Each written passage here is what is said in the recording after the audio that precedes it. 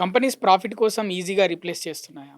Companies ఎప్పుడు కూడా human emotions ఉండవండి. యాక్చువల్‌గా వాళ్ళకు ప్రాఫిట్స్ ఉన్నా, ప్రాఫిట్స్ లేకపోయినా వాళ్ళేంటంటే వాళ్ళొక రోబోట్. కంపెనీస్, ఎంఎన్‌సీస్ అన్నీ కూడా ఒక రోబోట్ లాంటి వాళ్ళు. వాళ్ళేంటంటే వాళ్ళకెప్పుడైతే వర్క్ ఫోర్స్ అవసరం లేదో ఆ రోజు వాళ్ళు ఈజీగా తీసేస్తారు. దానికి ఒక లిమిట్ అంటూ ఏం లేదు. సడన్‌గా ఒక 4 ఏఎంకి ఈమెయిల్ వస్తుంది. 4 ఏఎంకి ఈమెయిల్ వచ్చిన తర్వాత వాళ్ళ యాక్సెస్ మొత్తం రివోక్ అయిపోతుంది. ఇంకా డైరెక్ట్ ఏంటంటే అసలు ఏమీ లేదు. మీరు ఆఫీస్‌కి రావద్దు, అన్నీ కూడా ఇంటికొస్తారు వాళ్ళు. ఓ కొరియర్ వస్తుంది, మీ ల్యాప్‌టాప్ తీసుకెళ్తారు, మీ బ్యాడ్జ్ తీసుకెళ్తారు, మీకు ఫైనల్ సెటిల్మెంట్ ఇంత వస్తుందని చెప్తారు. తప్పితే ఏంటంటే ఇంకేంటంటే నిజంగా కూడా పట్ల కంపెనీ చాలా చేయడం తప్పక్కడ. ఎందుకంటే ఒక రోజులో ఒక ఎంప్లాయీని 10, 15 ఏళ్ళు ఉన్న తర్వాత ఒక రోజు సడన్‌గా పంపించడము అంటే నిజంగా చాలా ఇది బాధాకరమైన నిర్ణయం అది. ఓకే. మేటా ఏ విధంగా అయితే ఉద్యోగాలు తొలగించిందో, అదే దారిలో మరికొన్ని కంపెనీలు వెళ్తాయా? ఇంతకుముందు మీరు చెప్పినట్టు. అంటే ఏ కంపెనీలు ముందుంటాయి ఇంకా లేఆఫ్స్‌లో? మేటా గాకుండా రానున్న రోజుల్లో ఏ కంపెనీల్లో లేఆఫ్స్ ఎక్కువ జరిగే అవకాశం ఉంది? మీ ఎక్స్‌పీరియన్స్ ప్రకారం చెప్పండి. ఇప్పుడు నేను రీసెంట్‌గా చూస్తున్నట్టయితే ఒరాకిల్‌లో ఆల్రెడీ ఒక 2 ఇయర్స్ నుంచి లే ఆఫ్స్ జరుగుతున్నాయి. అంటే వాళ్ళు ఒక ఒక ఒక ఒక సెక్షన్ చూస్తున్నా నేను. Every September, every April. అంటే ఎవ్రీ క్వార్టర్‌లో 6 మంత్స్‌లో కూడా ఏమవుతుందంటే ఎంప్లాయీస్ అందరిని తీసేస్తా ఉంటారు వాళ్ళు. అంటే వాళ్ళు ఒక సిస్టమాటిక్ ప్లాన్ పెట్టుకున్నారు. ఇప్పుడు మెటా కూడా అంతే. మెటా కూడా ఏం చెప్తున్నారంటే మేము ఈ క్వార్టర్‌లో ఇంతమంది తీసేస్తున్నాము. నెక్స్ట్ క్వార్టర్‌లో ఇంకొంతమంది తీసేస్తాము. ఈవెన్ ఇన్ఫోసిస్ అయినా, టీసీఎస్ అయినా ఏ కంపెనీ దీనికి అతీతం కాదండి. ప్రతి కంపెనీ కూడా ఏంటంటే వాళ్ళు ఎవ్రీ క్వార్టర్‌లో ఈవెన్ ప్రాఫిట్స్ ఉన్నా, ప్రాఫిట్స్ లేకపోయినా ఎంప్లాయీస్‌ని తీసేస్తున్నారు. వర్క్ ఫోర్స్‌ని తగ్గించుకుంటున్నారు. కానీ ఏందంటే ఏఐని ఒక బూచిగా చూపెడుతున్నారు. ఎందుకంటే ఏఐ వల్ల నిజంగా జాబ్స్ తగ్గుతున్నాయి. కానీ వాళ్ళను ఉన్న ఎంప్లాయీస్‌ని కూడా ఏఐలో వాడుకోవచ్చు. కానీ అలా వాడుకోరు వాళ్ళు. వాడుకోరు ఏంటంటే ఒక టూల్‌కి ఆ లైసెన్స్ ఇస్తారు. ఈ డబ్బులు పెట్టే డబ్బులు, ఎంప్లాయీకి పెట్టే డబ్బులు ఆ లైసెన్స్ కొంటారు. ఇంకా మిమ్మల్ని వెళ్ళిపోమంటారు. లేఆఫ్స్ అయిన ఉద్యోగులు ఇప్పుడు ఏ అవకాశాలు చూసుకోవాలని చెప్తారు మీరు? ఇప్పుడు లే ఆఫ్స్ అయిన ఉద్యోగులు ఏంటంటే ఎక్కువ అంటే ఏఐ పైన కెరియర్ ఉండే విధంగా చూసుకోవాలి. లేకుంటే క్వాంటమ్ టెక్నాలజీస్ పైన చూసుకోవాలి. లేకుంటే సైబర్ సెక్యూరిటీ పైన చూసుకోవాలి. ఫ్యూచర్ టెక్నాలజీస్ అన్నీ కూడా ఇవన్నీ ఫ్యూచర్ టెక్నాలజీస్. లేదు నేను ఇంతవరకు నేను టెస్టింగ్ చేసామని, నేను డాట్ నెట్ చేసామని అంటే నిజంగా అందులో ఇప్పుడు ఏంటంటే చాలా వరకు కూడా ఏఐ రీప్లేస్ చేసేసింది.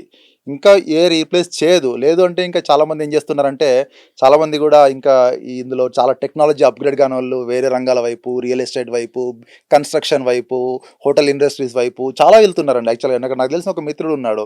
అది he use to draw almost 2 lakhs per month. ఇప్పుడు అతను 20,000 పని చేస్తున్నాడు. అంటే దీన్ని బట్టి మీరు ఆ పరిస్థితి ఎంత తీవ్రంగా ఉందో అర్థం చేసుకోండి. అంటే దేనికైనా వాళ్ళు రెడీగా ఉండాలి. ఎందుకంటే ఇప్పుడు ఈ రోజు కూడా మార్క్ జుకర్బర్గ్ ఏం చెప్తున్నాడు? AI is the future only. AI is the future only. కానీ బట్ నాట్ సక్సెస్. ఎందుకంటే ఎప్పుడు మళ్ళీ ఏఐ తర్వాత నెక్స్ట్ జనరేషన్ కూడా ఉండొచ్చు. ఎందుకంటే మనం ఏఐలో ఇప్పుడు చూస్తున్నాము. నెక్స్ట్ జనరేషన్ మేబీ ఇంకొకటి ఉండొచ్చు. నెక్స్ట్ జనరేషన్ ఇంకొకటి ఉండొచ్చు. కాబట్టి ఏంటంటే ఇదొకటి ఈ సాఫ్ట్‌వేర్ జాబ్స్ అనేది శాశ్వతం కాదు. మీరెప్పుడు ఆల్రెడీ ఇప్పుడు ఉన్న వాళ్ళు కూడా చాలామంది ఏంటంటే రీసెంట్ 1 ఇయర్‌లో చూసినట్టయితే కూడా చాలామంది ఇంకా మెంటల్‌గా, సైకలాజికల్‌గా ప్రిపేర్ అయి ఉన్నారు చాలామంది కూడా. ఓకే. ఈ రోజు ఉంటే చాలు. ఈ మంత్ ఉంటే చాలు. నెక్స్ట్ మంత్ గురించి ఆలోచన లేదు. ఏఐని థ్రెట్‌గా చూడాలా? లేకపోతే ఒక ఆపర్చునిటీగా చూడాలా? యాక్చువల్లీ ఇండియా ఒకటి మనం గమనించినట్టయితే India is the labour centric country. అంటే మనకు జనాభా ఎక్కువ. ఇప్పుడు ఏఐ వల్ల ఏం జరుగుతుందంటే ఈరోజు ఒక 10 మంది చేయాల్సిన జాబ్‌ను ఒకరు చేసేస్తున్నారు. ప్లస్ 8 గంటలు చేసే పనిని 10 నిమిషాల్లో చేసేస్తున్నారు. కాబట్టి డెఫినెట్‌గా మనకు ఏఐ థ్రెట్ లాంటిదే. కాకపోతే మనం దానికి ఇప్పుడు ఎందుకంటే టెక్నాలజీని మనం అభివృద్ధి చెందకపోతే మనం కూడా వెనకబడిపోతాము. కాబట్టి ఏంటంటే దాని గురించి మనం ఏంటంటే అందరూ కూడా ఏంటంటే ఏఐ వైపు, ఇన్నోవేషన్ వైపు ఆలోచించాలి. అప్పుడే వాళ్ళకి జాబ్స్ సేఫ్‌గా ఉంటాయి. వాళ్ళ కెరియర్ సేఫ్‌గా ఉంటుంది. ఇండియా ఐటీ సెక్టార్‌పై దీని లాంగ్ టర్మ్ ఎఫెక్ట్ ఏ విధంగా ఉంటుంది? ఇప్పటికే మీరు గమనించినట్టయితే ఆల్మోస్ట్ ఒక లాస్ట్ 1 ఇయర్ స్టాటిస్టిక్స్ చెప్తాను నేను. ఆల్మోస్ట్ ఇంకొక 2 లాక్స్ జాబ్స్ పోనీకి రెడీగా ఉన్నాయి నెక్స్ట్ 6 మంత్స్‌లో. ఆల్మోస్ట్ ఒక 50,000, 60,000 మెంబర్స్ ఆల్రెడీ ఇండియాలో జాబ్స్ చిన్న కంపెనీల్లో 5,000, 6,000, 10,000, 20,000 ఒక 1 లాక్ జాబ్స్ పోయినాయి. నెక్స్ట్ 6 మంత్స్‌లో దీని స్టాటిస్టిక్స్ 2 లాక్స్ పైన అని ఒక సర్వే చెప్పింది. కాబట్టి ఏంటంటే ఇంకా ఆ 6 మంత్స్ తర్వాత కూడా ఇంకెక్కువ ఉండే అవకాశాలు ఉన్నాయి మనకు. కాబట్టి ఏంటంటే దాని గురించి మనం నిరుత్సాహపడకుండా డెఫినెట్‌గా ఏఐ కెరియర్ వైపు, లేకుంటే ఏఐ టూల్స్ వైపు, అడ్వాన్స్ టూల్ వైపు, సైబర్ సెక్యూరిటీ వైపు మనము స్కిల్స్ పెంపొందించుకుంటే డెఫినెట్‌గా మనకు మంచి ఫ్యూచర్ ఉంటుంది. గవర్నమెంట్స్ అండ్ కంపెనీస్ ఉద్యోగుల ప్రొటెక్షన్ కోసం ఏమైనా పాలిసీలు తీసుకురావాలని అనుకుంటున్నారా మీరు? యాక్చువల్‌గా నేను ఒక మంచి పాయింట్ నేను లాస్ట్ టైమ్ సాక్షి టీవీలో కూడా చెప్పాను. ఏంటంటే ఇక్కడ ఇప్పుడు మనకు యూఎస్‌లో అన్‌ఎంప్లాయ్‌మెంట్ ఇన్స్యూరెన్స్ ఉంటుంది. చాలా కంట్రీస్‌లో కూడా అన్‌ఎంప్లాయ్‌మెంట్ ఇన్స్యూరెన్స్ ఉంది. డెఫినెట్‌గా ఇండియాలో కూడా అన్‌ఎంప్లాయ్‌మెంట్ ఇన్స్యూరెన్స్ ఒక టర్మ్ పాలిసీ లాగా లేకుంటే ఒక ఒక పాలసీస్ ఎల్ఐసి పాలసీస్ లాగా ఒక అన్ఎంప్లాయ్మెంట్ ఇన్సూరెన్స్ ఉంటే నిజంగా ఉద్యోగులు కూడా అభద్రతా భావానికి గురి కాకుండా వాళ్ళ కెరియర్ పైన దృష్టిగా ఉండి కొంచెం బ్యాకప్గా ఉంటుంది. కానీ ఈరోజు ఏంటంటే మనం చూసినట్టయితే అన్ఎంప్లాయ్మెంట్ ఇన్సూరెన్స్ లేదు, సడన్గా ఈఎంఐస్ కట్టాలి, చాలామంది ఉద్యోగులు కూడా సూసైడ్ చేసుకుంటున్నారు. దీనిపైన కూడా గవర్నమెంట్ దృష్టి కేంద్రీకరించాలి. ఈ లే ఆఫ్స్ నుంచి మిగతా ఉద్యోగులు అయితే ఉంటారు కదా, ఎవరైతే లే ఆఫ్ కాని వాళ్ళు ఉంటారు కదా, అదే కంపెనీలలో పనిచేసే వాళ్ళు, మేటాలో అయినా మిగతా కంపెనీలలో, వాళ్ళు ఏ విధంగా సిద్ధంగా ఉండాలి? వాళ్ళు ఎప్పుడు కూడా టెక్నాలజీని అప్డేట్ చేసుకుంటూ ఉండాలి. అంటే ఇప్పుడు ఇంకోటి ఏంటంటే ఇది లే ఆఫ్ అనేది మన పర్ఫార్మెన్స్ అనేది క్రైటీరియా కాదు లే ఆఫ్లో. వాళ్ళు ఏంటంటే ఇప్పుడు రీసెంట్ ఒరాకిల్ లే ఆఫ్ చూసుకున్నట్టయితే ఒక అల్గరిథం డెవలప్ చేశారు. ఎవరికైతే ఎక్కువ షేర్స్ ఉన్నాయో కంపెనీలో, ఎవరికైతే ఎక్కువ శాలరీస్ ఉన్నాయో, ఎవరైతే రిటైర్మెంట్ దగ్గరగా ఉన్నారో వీళ్ళందరినీ ఫైర్ చేయడానికి ఒక అల్గరిథం డెవలప్ చేశారు. అట్లాంటి ఎంప్లాయీస్ మాత్రమే టెర్మినేట్ చేయబడ్డారు, అంటే లే ఆఫ్ గురి కాబడ్డారు. కాబట్టి ఏంటంటే ఎప్పటికీ ఎవరికి ఈ జాబ్ శాశ్వతం కాదు. డెఫినెట్గా మీ స్కిల్స్ మీరు డెవలప్ చేసుకుంటూ ఇంకా మెంటల్గా ప్రిపేర్ కండి. ఎందుకంటే మెంటల్గా ప్రిపేర్ ఏ రోజు ఎప్పుడు ఎవరికి టైం వస్తుందో తెలియదు. కంపల్సరీగా అన్ని కంపెనీస్ కూడా వర్క్ ఫోర్స్ రిడక్షన్ గురించి ఆలోచిస్తున్నాయి. నెక్స్ట్ మనకు ఒక 3-4 ఇయర్స్ మాత్రం ఈ డెఫినెట్గా ఈ లే ఆఫ్ జరుగుతుంది. ఇది ఒక స్టార్టింగ్ మాత్రమే, ఇంకా ముందు సునామీ చూడబోతున్నాము లే ఆఫ్స్లో. ఇది జస్ట్ స్టార్టింగ్ మాత్రం అంతే. మీరే కనుక మేనేజర్ అయితే ఈ లే ఆఫ్స్ ని ఏ విధంగా నిర్వహిస్తారు?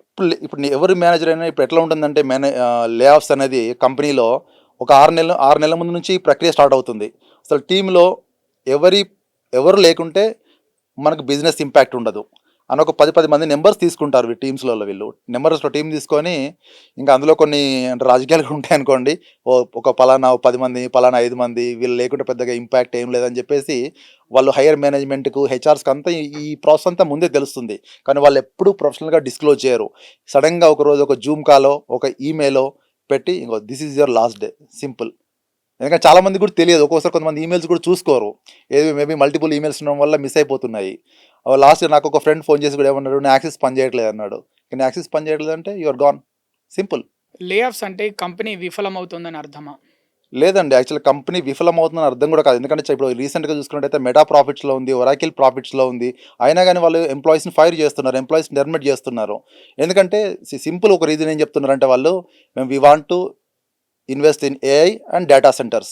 నిజంగా ఈ డేటా సెంటర్స్ వల్ల పెద్ద ఉపయోగం ఏం లేదు. డేటా సెంటర్స్ వల్ల కూడా చాలా అంటే డ్రాబ్యాక్స్ ఉన్నాయి. చాలా యూఎస్లో కూడా, కంట్రీస్లో కూడా డేటా సెంటర్స్ వద్దని కూడా పోరాటాలు జరిగినాయి, ఉద్యమాలు జరిగినాయి. కానీ ఏంటంటే వాళ్ళకు ఒక సాక్ ఇది. ఇప్పుడు మనం చెప్పే ఇంతకుముందు మాట్లాడుకున్నట్టుగా ఒక కుక్కను కొట్టాలంటే దాన్ని పిచ్చి కుక్కను ముద్రేయాలి, ఒక ఎంప్లాయీని తీయాలంటే ఏఐ వల్ల తీస్తున్నాం అనేది ఒక సామాన్యంగా మారిపోయింది ఈరోజు.